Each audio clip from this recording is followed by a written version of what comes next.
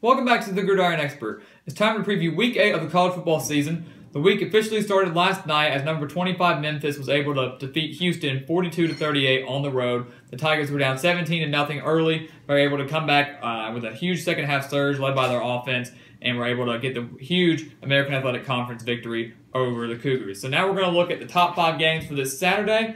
There aren't too many, but as we saw last week, even though there weren't too many huge standout games, it still can make for a very exciting week of college football. So let's take a look. All right, these are my top 5 games for Saturday. I had to go through. There were a couple that I thought of putting on the list. I did not. Well, I'll get up to that in a second. Our first game, though, was number 10 Oklahoma State at Texas in a huge Big 12 showdown.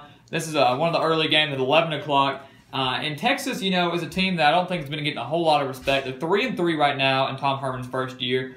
They almost beat USC on the road, which would have been huge for this program, and then nearly beat Oklahoma last week in the Red River rivalry. So Texas is a very good team that just has not been able to get the huge wins in the close games. But they get Oklahoma State this week at home, and I had this originally pegged back in the summer as an upset with Texas getting the win over the Cowboys. Now, keep in mind, Oklahoma State already has one conference loss. If they are to lose this game to the Longhorns, they could be out of the Big 12 championship race, and especially they would be out of the college football playoff race. But will Texas' defense be able to slow down Mason Rudolph and James Washington in that dynamic Oklahoma State offense? And will Texas' offense be able to generate enough against the Oklahoma State defense to put up the points? I think this is going to be a very good game. Could be a shootout, so make sure you tune into that one at 11 o'clock.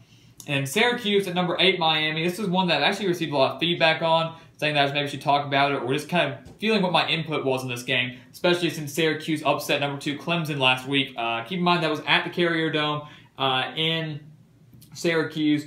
Miami, you know, is one of those teams that a lot of people don't know a whole lot about. They are number 8 in the country. They are undefeated. Biggest win this season, though, came on the road at Florida State. We saw last week they barely defeated Georgia Tech, were able to get a miraculous 4th down conversion, and then able to win the game on a last-second field goal. I think it was like 25-24. Miami is one that I consider to be a lot like Wisconsin. They haven't played any huge teams. I don't think they've played any ranked opponents. All the teams they played, I believe, have a losing record. So Syracuse is a team that comes in with a very dynamic offense, much like Oklahoma State. Eric Dungey, quarterback, you know, we saw how well he did against that Clemson defense, which we all thought was great. But with the game being on the road at Miami, and I think Miami's fired up. Mark Richt is doing a great job with this Hurricanes team, getting them in position to win the ACC and potentially get to the playoff. I think Miami takes care of business. This game could be close for a half if their defense doesn't show up. But right now, I'm going to give the Hurricanes the win.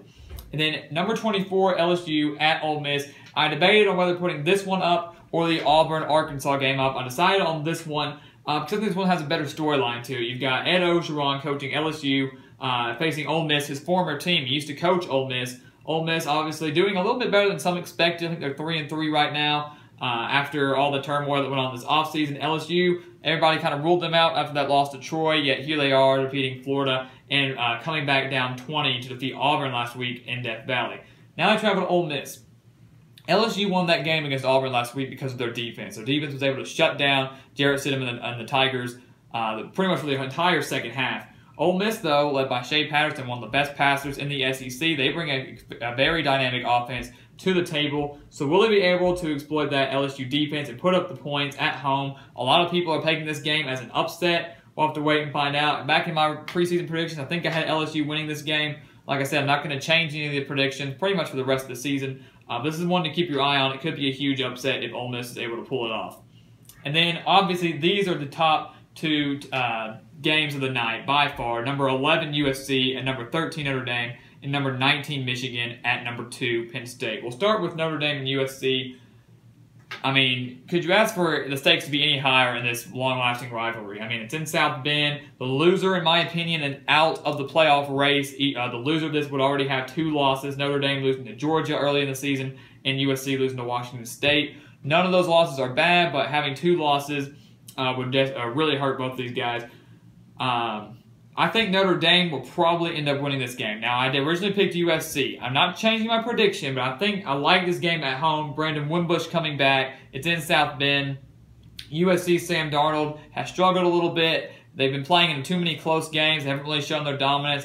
Last week against Utah at USC, they only won 28-27 and had Utah got in that 2-point conversion, they would have lost that Pac-12 conference game. So this is going to be a really fun one to watch. Make sure you keep your eye out. I like Notre Dame in this one, but I'm not officially changing my pick. I'm keeping it at USC like I did back in the preseason. But make sure you watch this one. And then where College Game Day is going, number 19 Michigan and number 2 Penn State. You've got Saquon Barkley, the Heisman frontrunner, in my opinion, facing one of the best defenses in the entire country in Michigan.